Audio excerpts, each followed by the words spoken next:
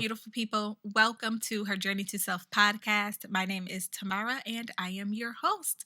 I hope you all are doing well. I have been soaking up these past few days because hubby is home and he actually surprised me. I was expecting him on Wednesday and he popped up on Tuesday morning. I had just finished giving Selah a bath, so we were in the bedroom. I was getting her dressed when I heard the doorbell ring, and I assumed that it was UPS leaving a package at the door. And I was blasting Disney music, so I didn't even hear the door open. A few minutes later, he pops his head in the door. I was so surprised. Selah also turned 9 months on Tuesday, which is insane. Like, where is the time going? So we're going to take her 9-month photos today, and I'm excited about that because her outfit is super cute. We also got our matching holiday pajamas. So I have just been having all of the feels this week. And like I said before, I am just really trying to live in all of these moments that I find joy in because, as we all know, this year is crazy. So let's go ahead and jump into today's episode. I have a fraudulent spirit. And no, I am not out here scamming people, but I guess I keep scamming myself. And side note, why do I keep calling all the negative things spirit? Like, is that what church people do? I don't know. But seriously, let me know if this sounds like you. You are super talented and gifted in your craft or career. You work hard to improve in your craft or career. You are consistently learning so you can continue to grow and thrive. But you have many insecurities about your ability to succeed and sometimes feel like you do not deserve the accolades and fear you will be revealed as a fraud. Man. So, a little backstory. I let you all know before that I discovered my purpose for health and wellness while I was in college. And then in 2015, I believe, is when I became a fitness instructor. But even going to the audition, I was hesitant. Now, thank God my husband spoke some sense into me, but I felt like I didn't look good enough to go to the audition. And yes, it was an actual audition. I don't know if it's like this everywhere, but definitely in New York and possibly LA. A lot of artists do supplement their income as fitness instructors if they're passionate about it. And it makes complete sense. The two definitely go hand in hand because as an artist, you have to take care of your instrument, i.e., your body. So at my studio, almost everybody was a former or current actor or dancer. So, anyway, I was on Playbill looking for theater auditions and I came across the audition for Shay's Fitness. And I was already studying to get my personal trainer certification, but I really wanted to do something hands on because that was an at home, go at your own pace, study, and then go in and take the test. And the curriculum that I was doing was really boring. So I really wanted to do something hands on, and I was interested in teaching group classes. So I went, I was selected, I started the certification process, and eventually I became an instructor. Now, that was back in 2015. From that moment up until January 2020, up until I was 37 weeks pregnant, mind you, I struggled with feeling like a fraud. No matter how many great classes I taught, no matter how many consistent clients I had, no matter how many times clients told me they loved my classes. And this is also something that I struggle with. I would feel that people were lying to me.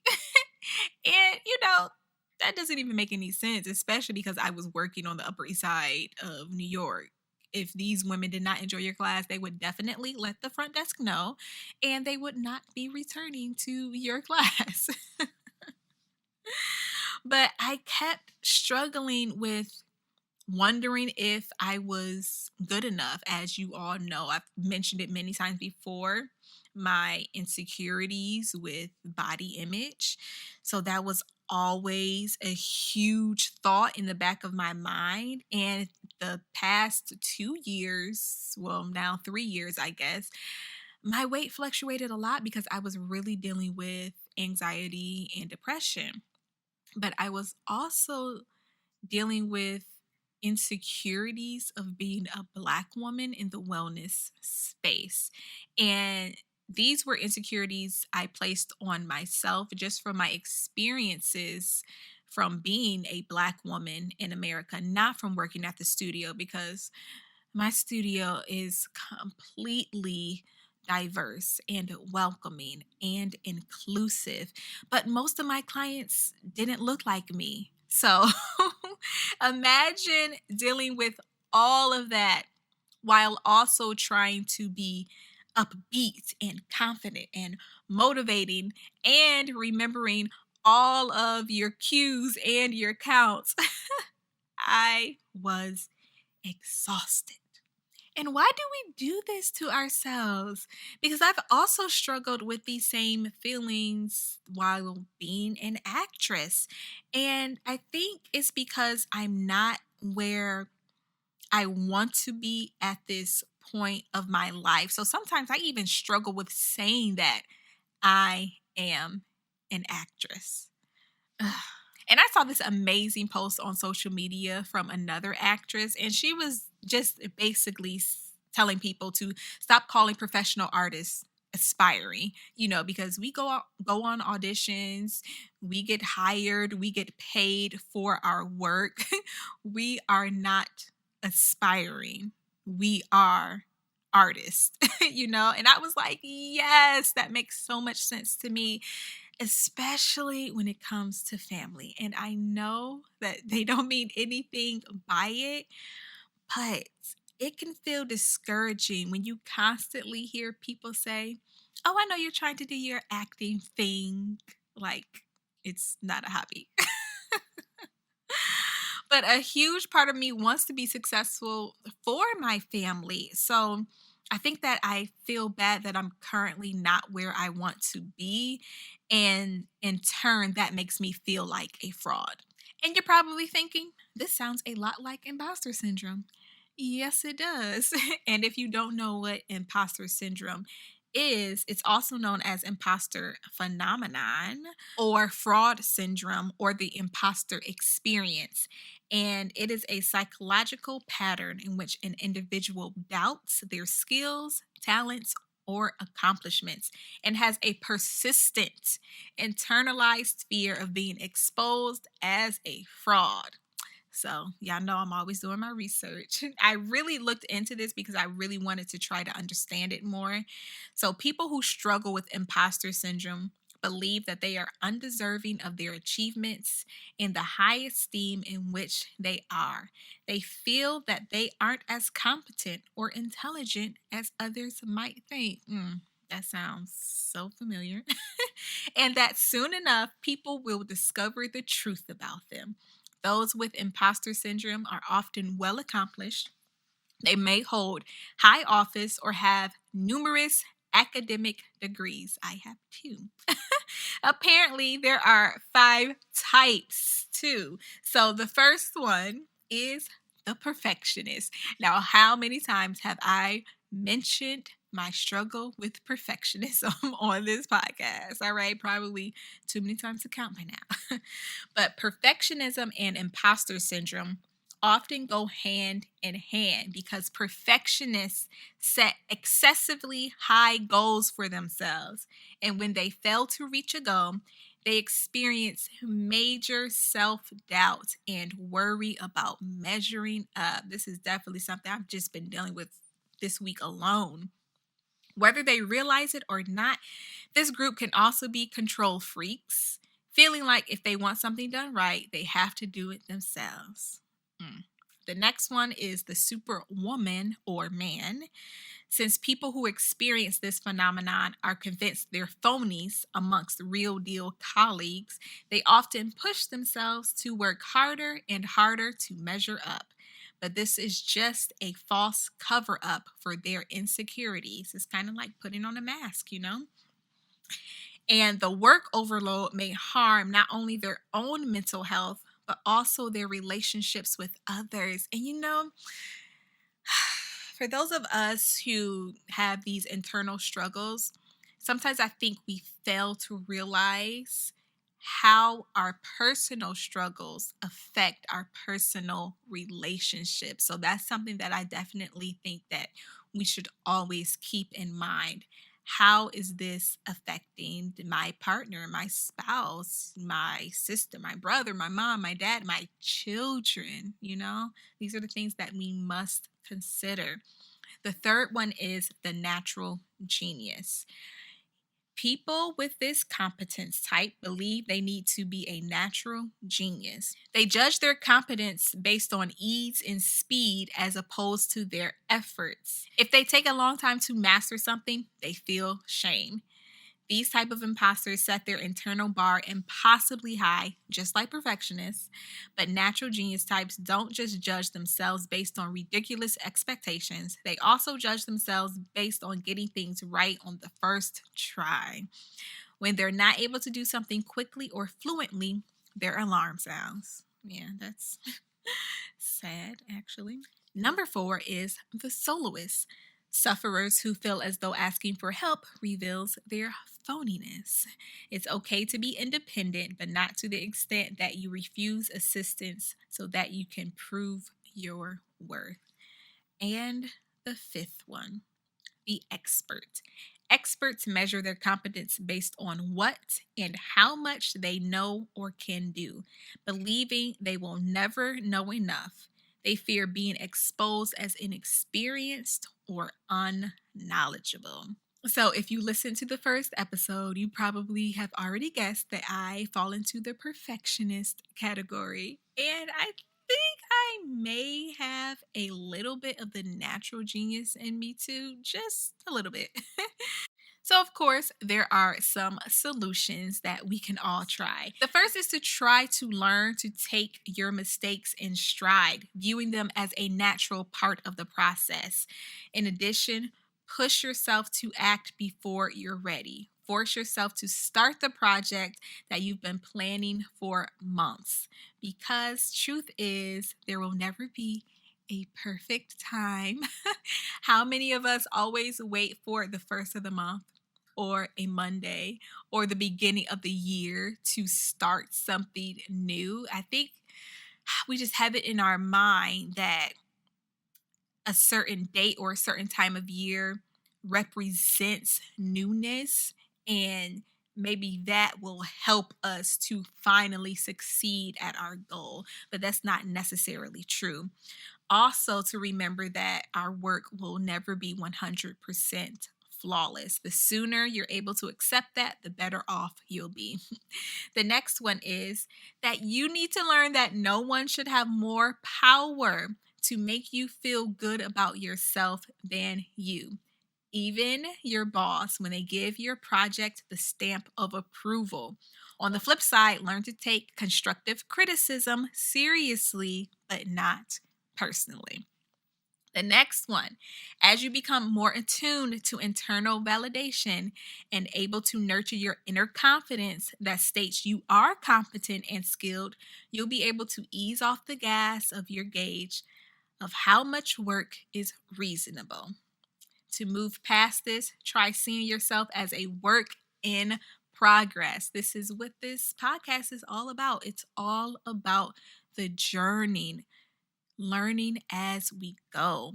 Accomplishing great things involves lifelong learning and skill building for everyone, even the most confident people.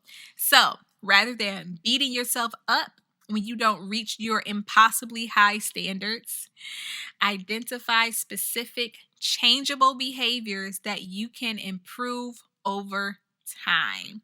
Realize that there is no shame in asking for help when you need it. Now, of course, things are always easier said than done. Trust me, I know. And I believe we spoke a few weeks ago about breaking bad habits and creating new healthy ones. So we have to work on doing these things. I think sometimes we feel like once we learn the solution that we should just automatically start doing it, but it doesn't work that way. Oh, how I wish it did. So let's dive a little bit deeper here because I've learned that imposter syndrome affects women, especially women of color, more. Recent studies prove a racialized component to imposter syndrome, noting that experiences with racial discrimination, combating negative racial stereotypes about intellectual inferiority, and underrepresentation may cause high achieving Black people to feel like imposters despite impressive resumes. Traditional views of the imposter syndrome as either gendered or racialized completely miss the mark and neglect to consider how racism and sexism interlock to form a nuanced and exacerbated form of oppression. So we're really looking at intersectionality here. Black women live in a society that consistently communicates to us, that we aren't worthy of professional success. On the job, Black women tend to have less access to supervisory support, professional development, are paid less than their Asian and white women counterparts. And in addition to combating racial stereotypes, questioning their intellectual abilities and sense of belonging seems like the norm. We also have to contend with specific gendered racial messaging and stereotypes such as the strong Black woman, the angry Black woman, or the hypersexual Black woman, and then the invisible and silenced Black woman. It also says that for Black women, the imposter syndrome might be triggered by feeling othered in predominantly white or exclusive spaces, navigating gendered racial microaggressions on the job or in class, stereotype threat, or merely existing in a culture that either ignores or objectifies them. The way we understand and discuss the imposter syndrome has to account for these different social realities. Mm-mm-mm. Okay, let's take a moment to digest all of this.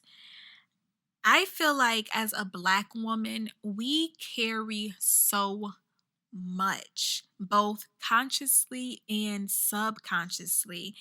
And I did an interview for my friend Jonathan's show, Just a Little More, on YouTube recently, and we discussed Black women in the Black Lives Matter movement. And we were discussing whether our stories, Black women, are recognized as much as our Black male counterparts.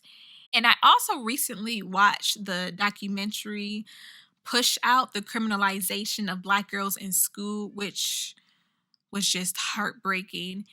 The fact that we are having these conversations proves that Black women are at the bottom of the totem pole. We wonder why we struggle so much within ourselves. It's because we're struggling with the expectations and stereotypes of the world as well. And I know the trope of the strong Black woman has been a large topic of discussion lately. And I don't think it's inherently bad to refer to a Black woman as strong or to refer to ourselves as that. But I do want us to take into consideration the superhuman idea that it can create. I've always seen the ability and willingness to be vulnerable as strong, to be able to cry and to ask for help as strength. That is strength, not this false idea that we can take more punches than anybody else. We all bleed the same. I think that there is a lot of self work that needs to be done. It all starts with self. And if you aren't a Black woman, please acknowledge our pain as well as our joy. Acknowledge our experiences and believe us. Don't erase us. And Black women, please, let's not erase ourselves. We are worthy. We are deserving. Let's give ourselves permission to show up in these spaces and thrive. Let's also give ourselves permission to fail because there is wisdom there as well. We're not frauds.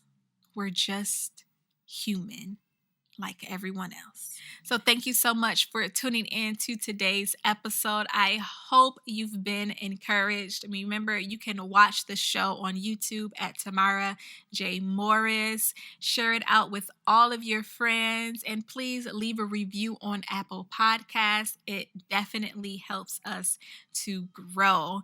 Don't forget to follow us on Instagram at HerJourney2Self so we can chat more about the episode there. Remember, as always, that your testimony is not for yourself, it is for the world. Until next time, peace, love, and light.